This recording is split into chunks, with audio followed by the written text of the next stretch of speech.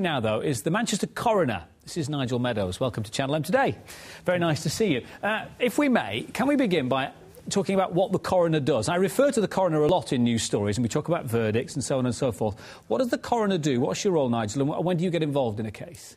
Well, I get involved where a death is sudden, of an unknown cause, violent or unnatural. And that can cover a multitude of things. It can include accidents, complex hospital deaths, murders, manslaughters and all sorts of things like that. When the death's reported to me, I take charge of the body, not the police, in fact, strangely enough. I decide who examines it, what happens to it, the release of the body, the retention of tissues and organs from the body, and then sampling and testing of samples from the body as well. It's quite a big brief, then.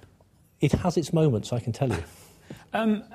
The decision that it is a case that involves the coroner, is that the police? Do they look at this and go, oh, this is a violent death, we need to call the coroner? Well, there's some obvious ones which Clearly, we would obviously yes, do that. And I get involved in deaths in prison and road traffic deaths and things like that.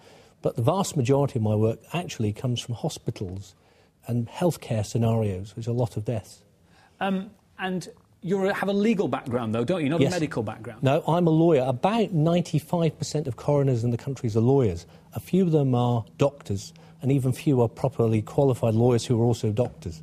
But that's set to change, I believe. I think that, It's more yes. likely that the legal background is going to take precedence. There's in a the new future. Coroner and Justice Bill going through Parliament at the moment, and that's going to mean that all coroners will have to be lawyers. So the majority of your work then is based in courts, in a death. You don't see bodies. You're not involved in the hospital end of that. No, I don't get involved in doing post-mortems. On occasions, yes, I do have to go to see post-mortems. They're rare nowadays, but my majority of my day is either in court doing inquests.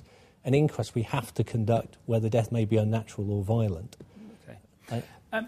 I often say as well in news stories that the coroner has written to whoever it is, the particular coroner in the particular case. It might be the Prime Minister, it might be the Health Secretary or whatever. Yeah. When you write to a senior government minister, is it in an advisory capacity, or does your advice have any kind of clout, as it were? Well, it has more clout than it used to. There's been some changes and some procedural rules which govern this now.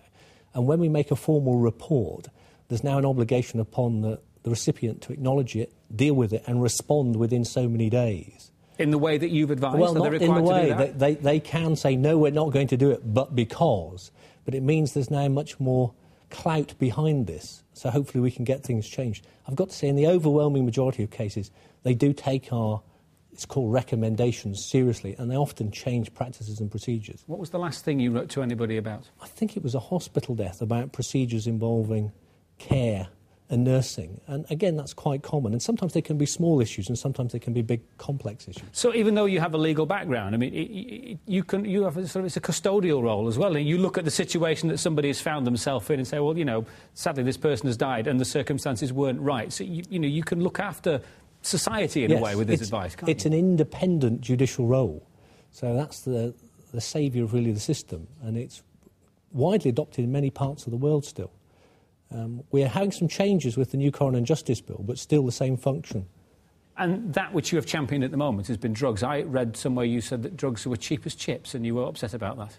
Well, they are, unfortunately. That's the fact of life. And I run a programme in Manchester. We're inviting young people at school, to come along to inquests and simply watch, listen and learn. Because it's a public court. They can come along the same as anyone else. To what end? Well, really to inform and educate. Because, for example, the drugs education they might get in school doesn't have the impact that seeing a real case involving a real life and a real death, and seeing the impact that it has, for example, on friends and family. And you don't hold back with this stuff, do you? I mean, they see fairly grisly photos if want permission to, is given, and if they want to, obviously. If they want to, and it's all consented. If they want to see them, they can do. And they hear the grim facts about the way in which, in fact, drugs affect people's lives before they die, which is the sad thing, really. And this is your personal initiative? Well, I've started it, and in fact, I used to run it where I was a coroner elsewhere in the country, and I've started it here again. And I've got another inquest coming up, I think, on the 7th of October, when we're hoping to have a party of school young people along. How's it been received in schools? Are they keen to send their pupils along? They are. In fact, they're very enthusiastic, and I've had great recommendations for it. But there's only a limited number of spots. Yeah. And, do you have to go to the schools? Or if a teacher's watching now and says, oh, that sounds terrific, I'd love to bring my pupils along, how do they get They're welcome to contact me via the local authority. There's a local authority website they can contact me at. So they're welcome to come along. I've got a lot of information about it. I think an article was written in the Times about it a few months ago. And the Manchester Evening News. And the Manchester Evening News. And I think fine organs, both. And I think it might have been on Channel M as well. I think it has indeed. Well, it was very nice to meet you. And Thank you very much. Thanks for spending time with us and letting us know more about your role, fascinating as it is. The Manchester Coroner, Nigel Meadows.